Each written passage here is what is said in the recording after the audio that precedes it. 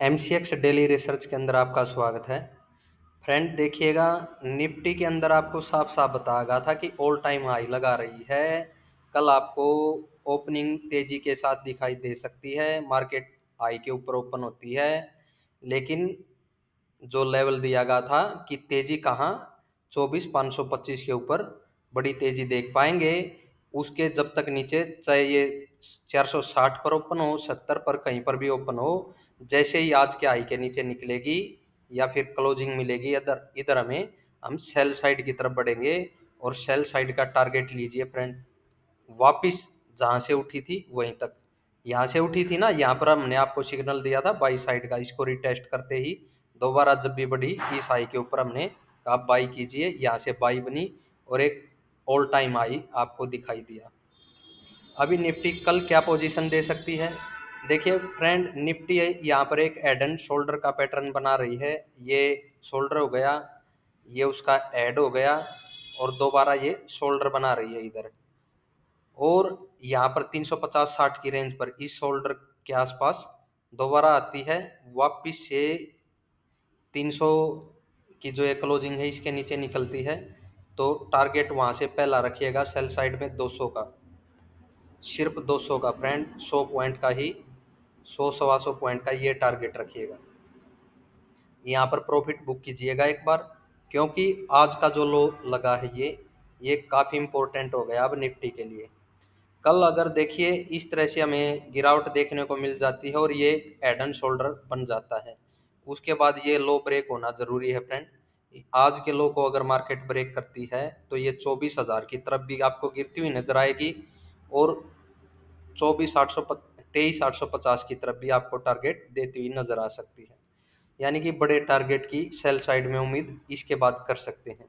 जब तक 24,200 के ऊपर है या फिर यहाँ पर संभलती है, मार्केट दोबारा घूम सकती है अपसाइड के लिए। जैसे ही क्लोजिंग के ऊपर दोबारा निकले, बड़े टारगेट देती हुई नजर आ सकती है, और आपको वापिस से 24,500 की तरफ भी बढ़ती हुई नजर आ सकती है फ्रेंड। यानी कि 24,200, यानी इस कैंडल का लो ब्रेक होना जरूरी है और बड़ी गिरावट के लिए। सेल साइड में एंट्री कहाँ से बनेगी? अप साइड में अगर मिले, दोबारा घूम जाए, तो वहां से इस पॉइंट से नीचे हमें सेल साइड में एंट्री ले सकते हैं, 24,200 का टारगेट रख सकते हैं। और दोबारा अगर यहाँ पर कोई सिग्नल मिले बाई साइड का, तो इस कैंडल के लो के नीचे अपना एसएल रखिएगा फ्रेंड यहाँ पर, ठीक है। यहाँ पर एसएल रखकर यहाँ से एक बाई एंट्री बन सकती है, यहाँ पर सिग्नल देखना पड़ेगा।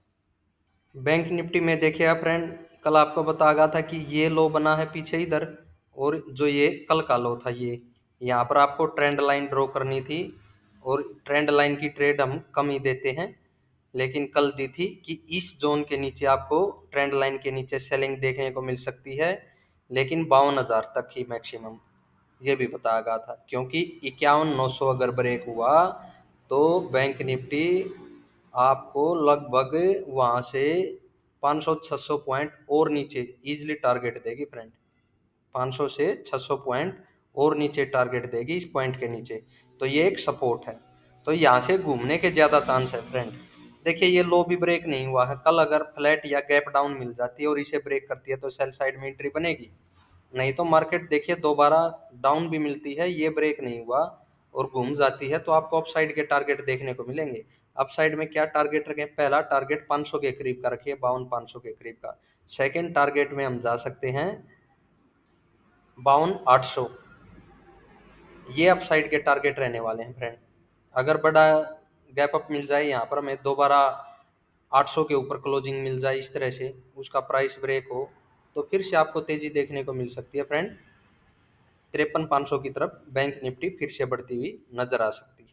सेंसेक्स में देखिएगा फ्रेंड, अप साइड से 800 ब्रेक नहीं होगा जब तक बड़ी तेजी हम नहीं ले सकते, और यहाँ पर देखिएगा फिर से 400 की रेंज से आपको गिरावट देखने को मिली। कहाँ तक?